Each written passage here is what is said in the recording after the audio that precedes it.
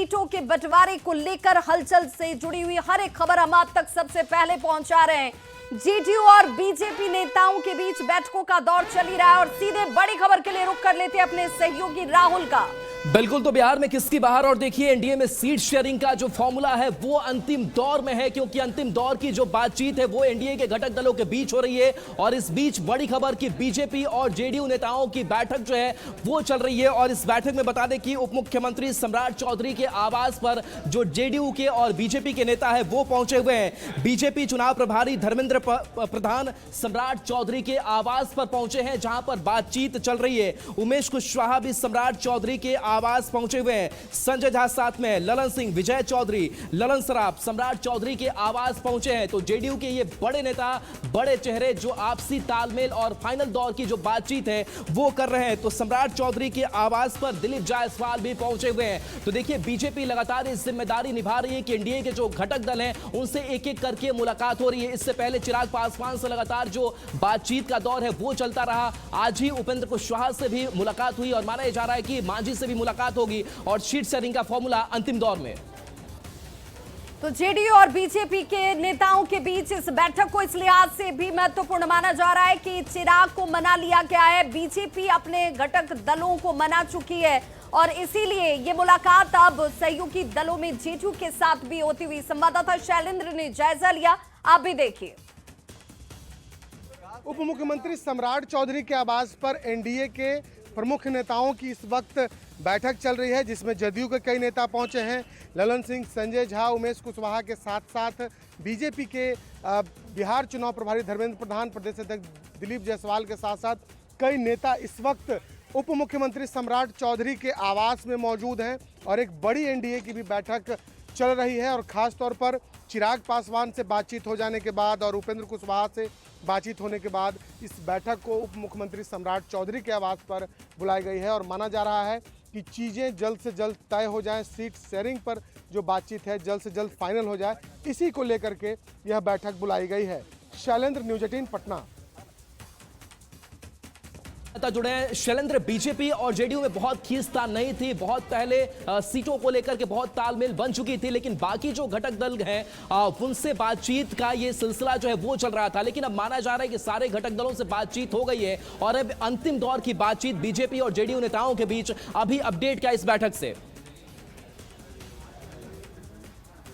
शुरू हो चुकी है। उप मुख्यमंत्री सम्राट चौधरी के सरकारी आवास में इस वक्त बैठक चल रही है और सबसे बड़ी बात है कि इस बैठक में जदयू के और बीजेपी के जो बड़े चेहरे हैं वो इस वक्त यहां पर मौजूद हैं। और कुल मिलाकर के देखिए, चिराग पासवान और उपेंद्र कुशवाहा से बातचीत हो जाने के बाद यह बैठक बुलाई गई है और इस बैठक में फिलहाल बीजेपी और जदयू के जो बड़े चेहरे हैं वो मौजूद हैं। मतलब साफ है कि तमाम घटक दलों से बातचीत होने के बाद अब फाइनल बातचीत भाजपा और जदयू में हो रही है, क्योंकि पहले चिराग पासवान से बात करनी थी, उपेंद्र कुशवाहा, जीतन राम मांझी की पार्टी से बात करनी थी। उसके बाद जब तमाम जो घटक दल जो हैं उनसे बात हो गई, उसके बाद अब मुख्य रूप से दोनों जो बड़े दल हैं भाजपा और जदयू, उनके नेता यहाँ पर बैठ रहे हैं। संख्या को देखिए, सबसे बड़ी बात है कि संख्या को लेकर के पहला विवाद था कि संख्या क्या होनी चाहिए पाँचों दलों की। माना जा रहा है कि संख्या पर विवाद समाप्त हो चुका है।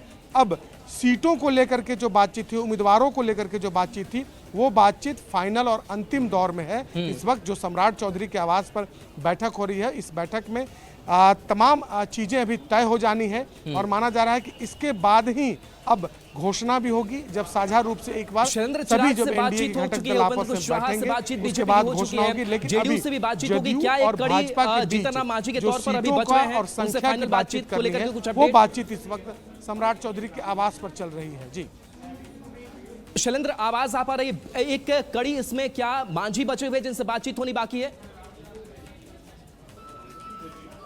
देखिए, जीतन राम मांझी से भी बातचीत हो रही है लगातार। सम्राट चौधरी जीतन राम मांझी के जो पुत्र हैं, बिहार सरकार के मंत्री और पार्टी के राष्ट्रीय अध्यक्ष संतोष मांझी हैं। संतोष मांझी से सम्राट चौधरी की लगातार बातचीत चल रही थी सीट शेयरिंग को लेकर के।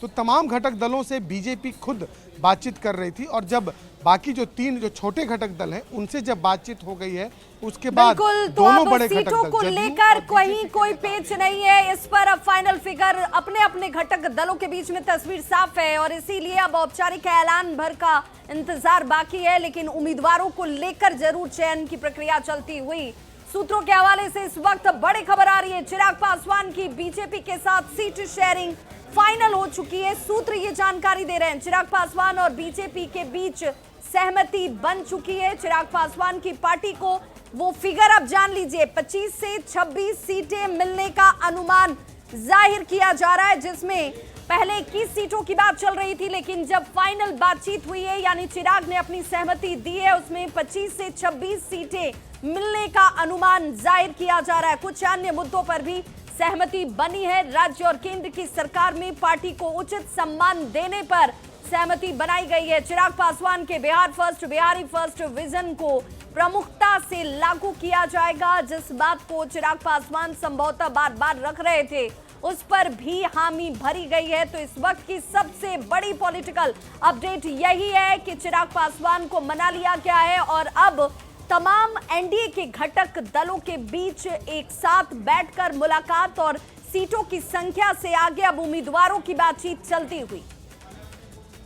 मैं जानता हूं कि आप सब सिर्फ घोषणा का इंतजार कर रहे हैं, वो भी जल्द हो जाएगी, पर इतना मैं जरूर कहूंगा कि बातचीत बहुत अच्छे से, बहुत बढ़िया से, कल जैसा आदरणीय नित्यानंद जी ने कहा सकारात्मक, बहुत ही सकारात्मक रूप से बातचीत हुई है, हो रही है और अभी अंतिम दौर में अब ये बातचीत पहुंच चुकी है।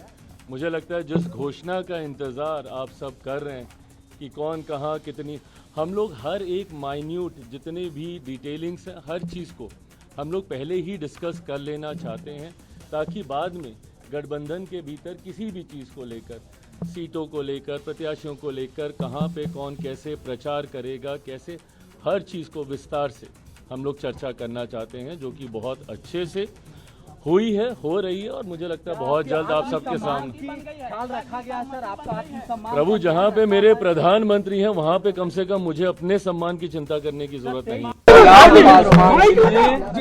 आपको बहुत स्पष्ट शब्दों में कहा है और बिहार में एनडीए की सरकार बनाने की उनकी मन की जो योजना है उस पर बहुत विस्तृत से आपको बताया। धन्यवाद। चलिए सब सकारात्मक है, कहीं कुछ नहीं है, सब सकारात्मक। तो चिराग और बीजेपी के बीच सीट शेयरिंग फाइनल हो चुकी है और संवाददाता अमितेश हमारे साथ इस वक्त जुड़ गए हैं। अमितेश, जरा ये बताइए कि चर्चा इस बात की कि 25 से 26 सीटों पर चिराग पासवान सहमत हुए हैं। यहाँ बिल्कुल हमारे सूत्र कंफर्म कर रहे हैं कि 25 से 26 सीटों पर बात बन गई है, डील फाइनल हो गया है। निश्चित रूप से एलजेपी रामविलास और बीजेपी की जो वार्ता चल रही थी लगातार, वो वार्ता अब लगभग खत्म हो गई है और 25-26 सीटों पर एलजेपी रामविलास चुनाव मैदान में उतरेगी। बिहार विधानसभा चुनाव में जो सूत्र बता रहे हैं उसके मुताबिक बीजेपी की तरफ से जो पूरा निगोशिएशन चल रहा था उसमें 20 सीटों से शुरुआत हुई थी। 20 सीटों का ऑफर सबसे पहले किया गया था जब विनोद तावड़े, धर्मेंद्र प्रधान और मंगल पांडे पहुंचे थे यहाँ पर चिराग पासवान के आवास पर दिल्ली में। उसके बाद जबकि चिराग पासवान कह रहे थे 40 सीटें हमें चाहिए और चिराग संख्या तो सीटों की समझ में आ गई, इस पर बातचीत हो गई, लेकिन कुछ और मुद्दे थे जिस पर बातचीत हुई है, सहमति हुई है, आश्वासन मिला, ये और क्या है? जी हाँ, बिल्कुल यही सबसे बड़ी बात है कि आखिर चिराग पासवान जो कि 40 सीटों से शुरुआत कर रहे थे, उनका कहना था कि हर लोकसभा वाइज अगर 8 सीटों का फॉर्मूला है तो हमारे 5 लोकसभा सांसद हमें 40 चाहिए। लेकिन चिराग पासवान भी घटते घटते 25-26 तक आए हैं, तो निश्चित रूप से बीजेपी केवल 5-6 सीट बढ़ी है, चिराग पासवान ज्यादा घटे हैं, तो निश्चित रूप से कुछ ना कुछ डील हुई है। और जो हमारे सूत्र बता रहे हैं उसके मुताबिक नजर बना के रखिए अमितेश, इस बड़ी खबर पर नजर बना के रखिए। हलचल लगातार इस वक्त तेज होती हुई एनडीए में सीटों को लेकर अब आगे बात बनकर अब उम्मीदवार उम्मीदवारों तक जा पहुंची। और बड़ी खबर के लिए सीधे रुख कर लेते हैं राहुल का। बिल्कुल विवाद, तो देखिए एनडीए की तस्वीर साफ हो चुकी है और कह सकते हैं कि सहमति जो है घटक दलों के बीच अब अंतिम तौर पर बनती हुई भी दिखाई दे रही है। लेकिन दूसरी तरफ अगर आरजेडी की बात करें तो संसदीय बोर्ड की जो बैठक है वो शुरू हो चुकी है और इसमें प्रत्याशियों के जो नाम है वो तैयार करके लालू प्रसाद यादव तक पहुंचाए जाएंगे, क्योंकि उन्हें अधिकृत किया गया है। और जरा ये तस्वीर इस वक्त सामने है जहां पर आप देखिए एनडीए की ये बड़ी बैठक चलती हुई और मुस्कुराते हुए चेहरे, संजय जापको, विनोद तावड़े, धर्मेंद्र प्रधान, ललन सिंह, ये वो चेहरे हैं जो अब आपस में इस बात की मंत्रणा संभवतः कर रहे हैं कि चलिए हम अब सीटों को लेकर कब औपचारिक तरीके से घोषणा करने जा रहे हैं। ये चेहरे बताने के लिए काफी हैं कि एनडीए के अंदर अब सब कुछ शॉर्ट आउट कर लिया गया है, सब कुछ तय कर लिया गया है, बस औपचारिक ऐलान होना बाकी है। ललन सिंह के चेहरे पर खुशी देखिए। धर्मेंद्र प्रधान आपको ठीक उनके बगल में नजर आ रहे होंगे, वो भी मुस्कुराते हुए। और शैलेंद्र हमारे साथ इस वक्त जुड़ रहे हैं। शैलेंद्र, जरा ये बताइए कि बस इंतजार चिराग को लेकर ही था, जैसे उन्होंने हामी भरी, सहमत हुए, मंत्रणा शुरू हो गई अब एनडीए के सभी घटक दलों को एक साथ लेकर। देखिए तस्वीर बता रही है कि किस तरीके से तमाम जो बातें हैं वो लगभग तय हो चुकी हैं, सीधी लगभग तय हो चुकी है। उधर भी जाओ, भाजपा और जदयू के बड़े चेहरे हैं, बिहार भाजपा और जदयू के जो बड़े चेहरे हैं उनके साथ जो बिहार प्रधान विनोद तावड़े के सहित तमाम लोग इस वक्त यहाँ पर मौजूद हैं और बातचीत इस वक्त चलता है कि चिराग पासवान, उपेंद्र कुशवाहा और जीतन राम मांझी की पार्टी से बातचीत होने के बाद ये फाइनल बातचीत जदयू और बीजेपी के बीच इस वक्त चल रही है और एक मैसेज देने की भी कोशिश है कि किस तरीके से एनडीए कुनवा जो है एकजुट है। देखिए आमतौर पर जब बैठकें होती हैं तो मीडिया से दूरी बनाई जाती है, लेकिन यहाँ पर कैमरे बुलाए गए मीडिया के, मतलब साफ है कि लोगों के बीच में पूरे बिहार में मैसेज देना है कि एनडीए एकजुटता से आगे बढ़ी और चीजें जो है वो फाइनल लगभग हो चुकी है, ऐलान बाकी है। और ये तस्वीर बता रही है कि किस तरीके से यहाँ पर शैलेंद्र इस तस्वीर की बहुत जरूरत थी संभवतः एनडीए के लिए, क्योंकि जिस तरीके से हाल के दिनों में 2-3 दिनों से लगातार सीटों को लेकर मनाने का दौर चल रहा था, एक परसेप्शन क्रिएट हो रहा था कि क्या सब कुछ ठीक नहीं हो रहा है क्या, इस वजह से ये तस्वीर बहुत जरूरी थी।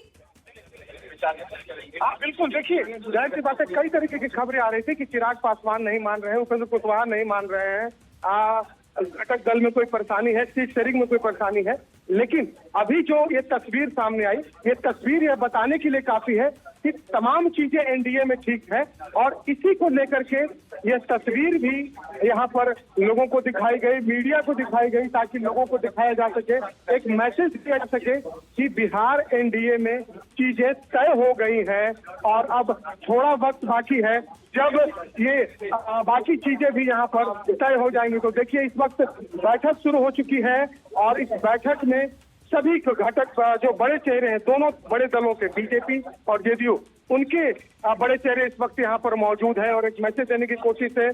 चिराग पासवान का विवाद भी सुलझ गया, उपेंद्र कुशवाहा से बातचीत हो गई, जीतन राम मांझी के जो पुत्र बिहार सरकार के मंत्री हैं और पार्टी के राष्ट्रीय अध्यक्ष हैं संतोष मांझी, वो लगातार बीजेपी से बातचीत कर रहे थे, सम्राट चौधरी से उनकी लगातार बात हो रही थी। बिल्कुल नजर बना के रखिए शैलेंद्र, क्योंकि अब बस इस बात का इंतजार है कि एनडीए की तरफ से कब एक ज्वाइंट प्रेस कॉन्फ्रेंस या सामने आकर सीटों की संख्या, कौन कितनी सीटों पर लड़ने जा रहा है, ये तस्वीर साफ की जाएगी। बहुत बहुत शुक्रिया शैलेंद्र जानकारी के लिए।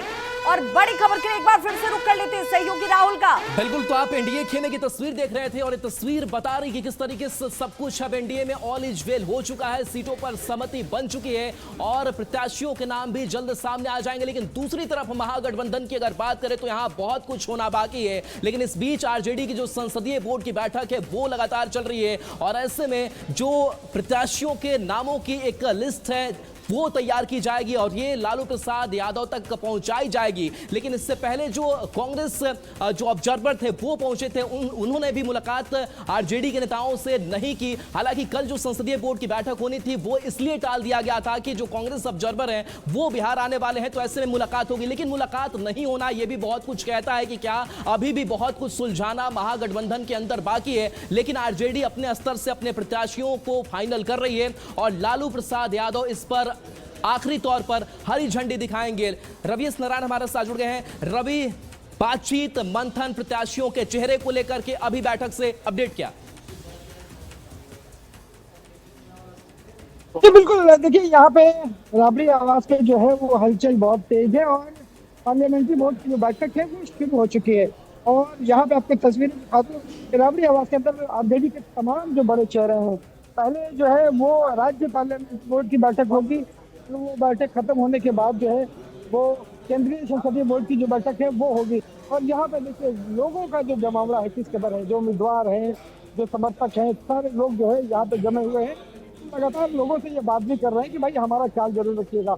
आज की बैठक में कोशिश ये होगी कि तमाम जो बैठकों में जो उम्मीदवार हैं, उम्मीदवारों पर फैसला जो है वो सहमति बनेगी और वो सहमति लेने के बाद लालू प्रसाद विस्तृत किया जाएगा और उसके बाद वो फैसला लेंगे कि इनकी घोषणा करनी है। जी तमाम जो पेचीदगियां हैं इसमें भी संभवतः यहाँ पे तमाम लोगों से बात होगी ताकि जो गठबंधन में जो भी आती हुई जो चीजें हैं उसे साफ किया जाए। रवि, जो आज संसदीय बोर्ड की बैठक हो रही है ये कल ही होनी थी, लेकिन इसलिए इसे टाला गया कि कांग्रेस के ऑब्जर्वर और बड़े शीर्ष नेता पहुंचे हुए हैं, लेकिन वो मुलाकात करने के लिए पहुंचते नहीं है। तेजस्वी से, लालू प्रसाद यादव से, आरजेडी से कोई बातचीत नहीं होती है। इसके क्या संकेत निकाले जाएं? वहाँ पे कल की जो बैठक थी, उन लोगों की जो प्रेस कॉन्फ्रेंस थी, वो दिल्ली से पहुंचने के बाद उन लोगों ने आपस में बैठक की थी।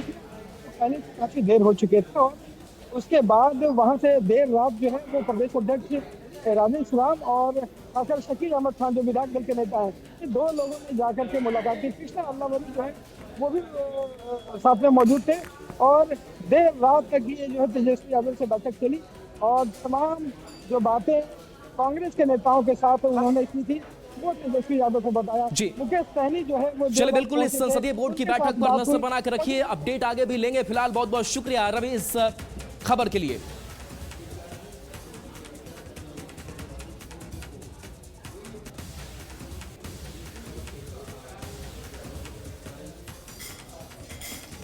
केंद्रीय संसदीय का और राज्य संसदीय बोर्ड की बैठक है और जिसके हम सदस्य हैं। हम जा रहे हैं बैठक में, वहाँ क्या राय बनती है, क्या राय मांगी जाएगी, उसके बाद हम बात करेंगे। ये सब हो गया, शाम में आज हो सकता है आप लोग को बुलाया जाए, एकदम आज फाइनल हो जाएगा। इससे मुलाकात करने जा रहे हैं।